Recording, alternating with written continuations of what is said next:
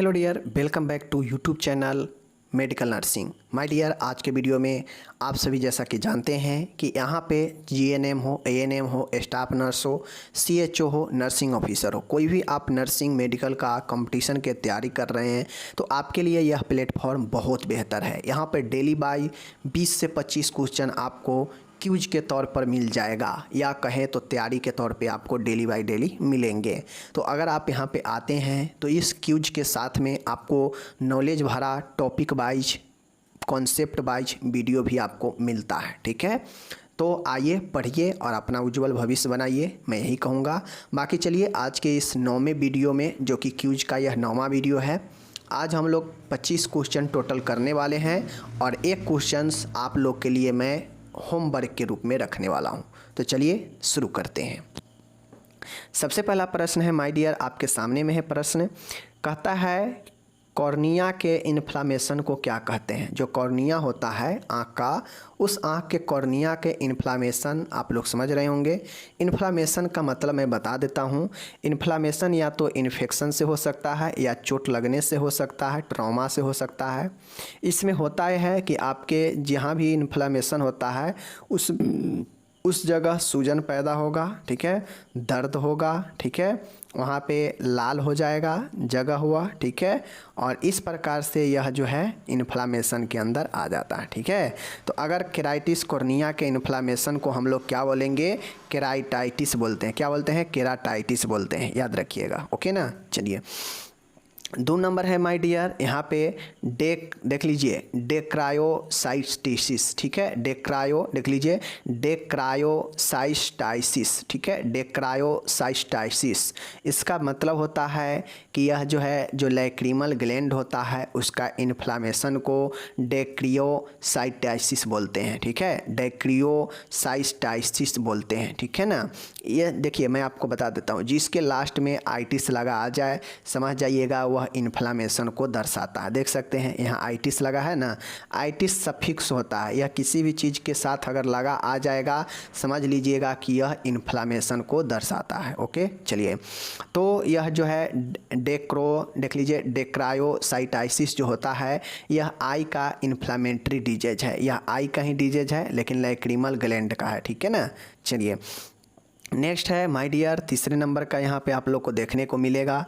तीसरा नंबर का प्रश्न है लैक्रिमल सैक का इन्फ्लामेशन क्या कहलाता है। आ गया ना यहाँ पे, लैक्रिमल सैक का इन्फ्लामेशन जो है यही डेक्रायोसाइटिस कहलाता है। ठीक है ना। तो दोनों प्रश्न वही है, आई इन्फ्लामेटरी डिजीज पूछ ले या लैक्रिमल सैक का इन्फ्लामेशन, डेक्रायोसाइटिस। ओके, चलिए अब आप लोग को यहाँ पे देख लीजिए ओटाइटिस मीडिया, मध्य कान के पर्दा होता है, पता होनी चाहिए आप लोग को। ठीक है ना। चौथा है माय डियर, बहुत शानदार प्रश्न है आपके सामने, यूरिनरी ब्लैडर का इन्फ्लामेशन क्या कहलाता है। तो माय डियर यूरिनरी ब्लैडर का जो इन्फ्लामेशन होता है आपको पता है, यूरिनरी ब्लैडर मूत्राशय के प्रदाह को सिस्टाइटिस कहते हैं। क्या कहते हैं? सिस्टाइटिस। ठीक है, सिस्टाइटिस कहते हैं यूरिनरी ब्लैडर को इन्फ्लामेशन को। ओके, समझ रहे हैं। चलिए डेक्रोआइटाइटिस अभी आप लोग देखे हैं। अब माय डियर बीपीएच क्या होता है आपके सामने में है, देख लीजिए 5वां नंबर का जो क्वेश्चन है, कहता है कि BPH treatment most commonly used procedure. BPH means benign prostate hypertrophy. ठीक है, बेनाइन प्रोस्टेट हाइपरट्रोफी। जब प्रोस्टेट किसी व्यक्ति को बढ़ जाता है तो उसे हाइपरट्रोफी ऑफ प्रोस्टेट कहते हैं। ठीक है, समझ रहे हैं चीज़ों को। इसके उपचार में जो सबसे समान जो उपयोग होने वाला प्रक्रिया है वह कौन से प्रक्रिया है? तो माय डियर प्रक्रिया जो होता है टर्प, TURP जो होता है यह बीपीएच में सबसे कॉमन रूप से उपचार होने वाला प्रोसीड्यूर है, प्रक्रिया है। टर्प के फुल फॉर्म क्या होता है उससे रिलेटेड प्रश्न भी आ गया है। टर्प क्या है, TURP का फुल फॉर्म क्या है आपके सामने में है माय डियर। TURP का जो फुल फॉर्म होता है trans urethral resection of prostate. याद रखिएगा, क्या याद रखिएगा? Trans, T for trans, U for urethral, R for resection, ठीक है, and of P for prostate. TURP का मतलब यही होता है TURP का। जो सबसे कॉमन प्रोसीड्यूर कौन सा है? BPH का है। ओके ना। चलिए तो दोनों बता दिए। सातवां है removal of testes. My dear, अगर जो टेस्टिज होता है, जो वृषण है, उसको अगर हम लोग हटा देते हैं तो उसको क्या बोला जाता है? तो माय डियर, अगर हम किसी टेस्टिज को हो या किसी अन्य अंगों को अगर सर्जरी के द्वारा हटाते हैं तो हम लोग को पता होना चाहिए कि सर्जरी वाले जो चीज़ें होता है तो उसमें जो सफिक्स होता है वह टॉमी लगा होता है। टॉमी करके अगर लगा जाएगा समझ जाएंगे कि यह सर्जरी वाला टर्म है। ठीक है, तो देख लीजिए ऑर्कियोटॉमी। ठीक है ना, ऑर्कियोटॉमी जो होता है, ऑर्कियोटॉमी जो होता है यह जो है टेस्टिस को हटा देने को ही ऑर्कियोटॉमी कहते हैं। कोई दिक्कत नहीं। चलिए नेक्स्ट है आठवां है माय डियर आपके सामने हॉर्सनेस ऑफ वॉइस, मतलब घोड़े की जैसी आवाज़। इसका मीनिंग क्या होता है? तो माय डियर आपको याद रखना पड़ेगा कि इसका जो मीनिंग होता है वह होता है very slow voice, very slow voice. ठीक है ना, तो इस चीज़ को आप लोग ध्यान रखेंगे कि आपको पता ही होनी चाहिए माय डियर कि हॉर्सनेस ऑफ वॉइस का मीनिंग है वेरी स्लो वॉइस, बहुत कम आवाज़। ठीक है, धीमा आवाज़। नौवां है लेबरेंथाइटिस। लेबरिंथ जो हमारा होता है उसका इन्फ्लामेशन, आइटिस देखिए लगा है ना यहाँ पे आइटिस, तो यह इन्फ्लामेशन हो गया लेबरिंथ का। तो यह एक प्रकार के हमारा कौन से डियर है जो है यह प्रॉब्लम है, तो आपको पता होना चाहिए कि यह हमारा एक प्रकार का लेबरिंथ कहाँ पे होता है, आपको पता होनी चाहिए। लेबरिंथ हमारा कहाँ पे होता है? कान में होता है। ठीक है, कान के आसपास होते हैं। तो लेबरिंथ जो है यह एक प्रकार के आई डिसऑर्डर है। ठीक है, याद रखिएगा। माय डियर 10वां है क्रिएटिन के बारे में सही वाक्य कौन सा है? माय डियर क्रिएटिनिन के बारे में सही वाक्य कौन सा है? यह एक हार्मोन है, यह एक डाइजेस्टिव एंजाइम है, यह एक प्रकार की ब्लड सेल है, यह एक प्रकार का वेस्ट प्रोडक्ट है। तो आपको पता होना चाहिए कि क्रिएटिनिन जो है यह एक प्रकार का हमारा क्या है? वेस्ट प्रोडक्ट है। ठीक है, अगर क्रिएटिन लेवल हमारे शरीर में ज़्यादा बढ़ जाता है मतलब आपका जो किडनी है वह क्या होता है? खराब होने की दिशा में चल पड़ता है। तो यह एक प्रकार का बेस्ट प्रोडक्ट होता है क्रिएटिनिन। समझ रहे हैं चीज़ों को? चलिए नेक्स्ट है my dear 11 number, labour room का तापमान सेल्सियस में कितनी होनी चाहिए? तो माय डियर लेबर जो तापमान होता है, लेबर रूम प्रसर्व कक्ष का जो तापमान होनी चाहिए वह जो है 20 से 24 होनी चाहिए। कितनी होनी चाहिए? 20 से 24 डिग्री सेंटीग्रेड जो है होनी चाहिए। ठीक है ना, कोई दिक्कत नहीं। चलिए 12 नंबर है टर्नर सिंड्रोम में क्रोमोसोम की संख्या क्या होती है? तो एक होता है डाउन सिंड्रोम और एक होता है टर्नर सिंड्रोम। तो टर्नर सिंड्रोम में जो है क्या होता है माय डियर कि टर्नर सिंड्रोम में जो क्रोमोसोम की संख्या होती है वह क्या होती है? एक कम जाती है। ठीक है ना, जबकि हम लोग जानते हैं डाउन सिंड्रोम में क्या होता है कि एक बढ़ जाता है, प्लस हो जाता है, जबकि टर्नर सिंड्रोम में क्या होता है कि एक कम होती है। ठीक है, याद रखिएगा, दो सिंड्रोम बहुत महत्वपूर्ण है। माय डियर 13 नंबर का प्रश्न है और 13 नंबर प्रश्न बहुत शानदार प्रश्न है। प्रश्न है निम्नलिखित में से बच्चों में होने वाला कोलेरा का कॉज क्या है? कोलेरा मतलब हैजा। यह कोलेरा जो होता है बच्चों में किन कारणों से होता है हमको यहाँ पे बताना है। तो माय डियर जो कोलेरा होता है बच्चों में वह ज़्यादातर वेब्रियो कोलेरा एक जीवाणु होता है, इसके कारण होता है। नाम से ही है कोलेरा जो है वेब्रियो कोलेरा के कारण होता है। ओके, कोई दिक्कत नहीं है। ये सब के सब बहुत महत्वपूर्ण प्रश्न है आपके कॉम्पिटिटिव एग्जाम के लिए। ओके, नेक्स्ट माय डियर है ओव्यूलेशन, अंडोत्सर्ग मासिक चक्र के किस फेज में होता है? यानी ओव्यूलेशन जो होता है, अंडोत्सर्ग जो होता है मासिक चक्र के मेंस्ट्रुएशन साइकिल के किस फेज में होता है? तो माय डियर यह जो है प्रोलिफरेटिव, ठीक है ना, प्रोलिफरेटिव फेज में होता है। ठीक है ना, प्रोलिफरेटिव फेज में अंडोत्सर्ग होता है मासिक चक्र के। ठीक है, चलिए नेक्स्ट है 15 नंबर, रिदम मेथड तथा क्वाइटस इंटरप्ट्स क्या है। तो आपको पता होना चाहिए रिदम मेथड हो या फिर क्वाइटस इंटरप्ट्स हो, यह सब के सब जो है कंट्रासेप्शन है, गर्भ निरोधक है। ठीक है, तो याद होनी चाहिए कंट्रासेप्शन है, रिदम मेथड या क्वाइटस इंटरप्ट्स। जो अच्छे से पढ़े होंगे उनको पता है, नहीं पढ़े होंगे उनको पता नहीं होगा, जाहिर सी बातें हैं। ठीक है, नेक्स्ट है माय डियर, वृषण टेस्टिस का उदर गुहा से बाहर स्क्रोटम में नहीं उतर पाना क्या कहलाता है।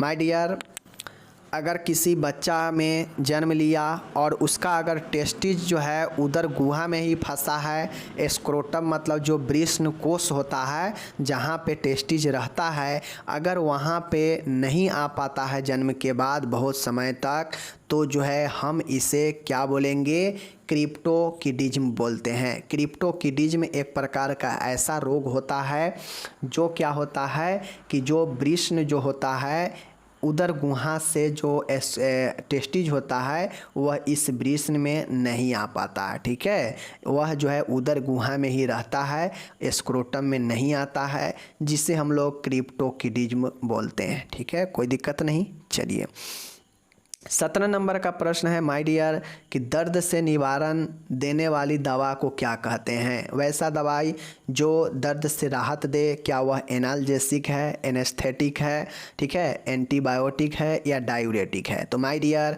जो दर्द से निवारण देने वाले दवा है वह एनाल्जेसिक होती है।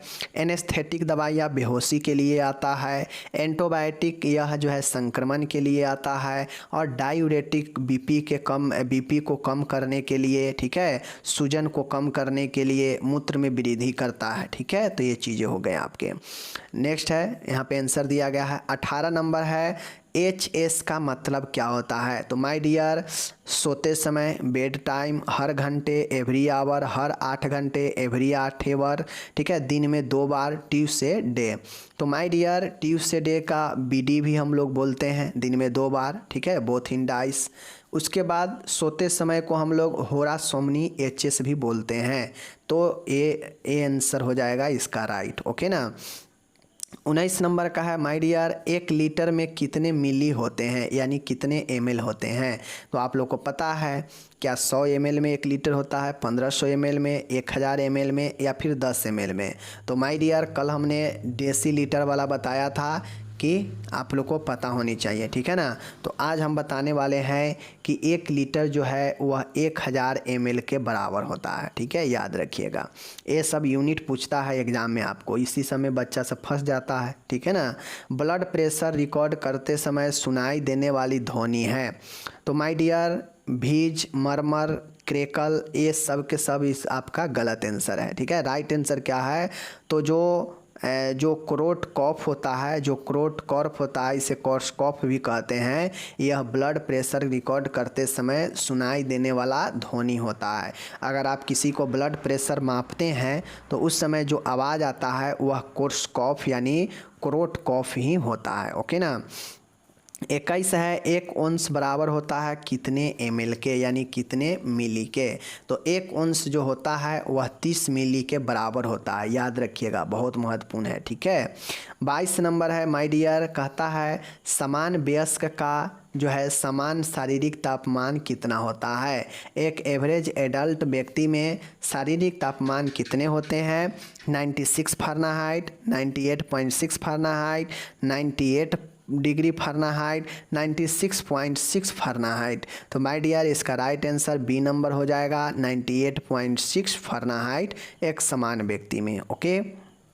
23 नंबर का है, सॉरी, कहता है समान वयस्क की समान नाड़ी दर स्पंदन यानी पल्स रेट जो है पूछ रहा है, हार्ट बीट कितने होते हैं, 70 प्रति मिनट, ठीक है, 72 प्रति मिनट, 74 प्रति मिनट, 80 प्रति मिनट। तो इसका जो एवरेज होता है वह 72 प्रति मिनट होता है, आप लोग को पता है। ओके, कोई दिक्कत नहीं।